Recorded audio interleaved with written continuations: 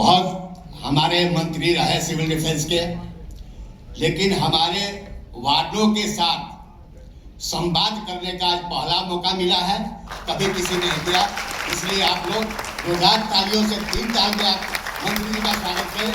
एक नया शुरुआत हुआ है सिविल डिफेंस के लिए, इसके लिए मंत्री जी धन्यवाद के पात्र हैं कि सिविल डिफेंस को लगातार 3 तालियों में बांटे। एक नई शुरुआत हुआ उत्तर प्रदेश में। मैं भी 40 साल से सिविल डिफेंस में हूँ, लेकिन आज तक ऐसा संवाद करने का मौका नहीं मिला।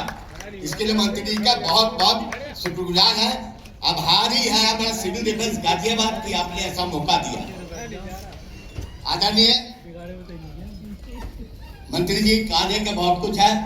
हम रीजनल प्रभाग के रीजनल वार्डन है, हमारे यहाँ पूर्ण भर्ती 100% कंप्लीट है।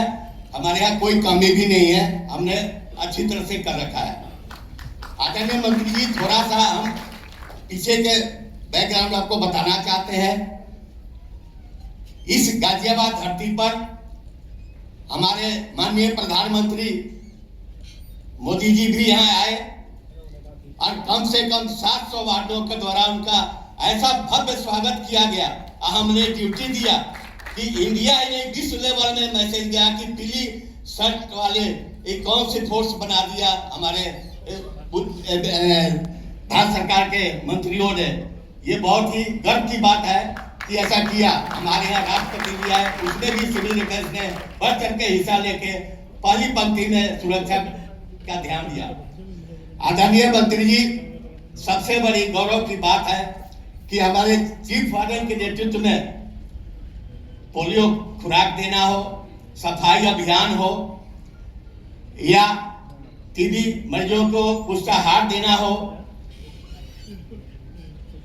वृक्षारोपण हो, कोई भी ऐसा जो शासन प्रशासन से आदेश हुआ उसका हमारे माननीय चीफ वार्डन के नेतृत्व में बढ़ चढ़ के हिस्सा लेकर सिविल ने बेहतरीन काम किया, जिससे उत्तर प्रदेश का ही नहीं पूरे भारतवर्ष का नाम रोशन गाजियाबाद सिविल डिफेंस की तरह होता है।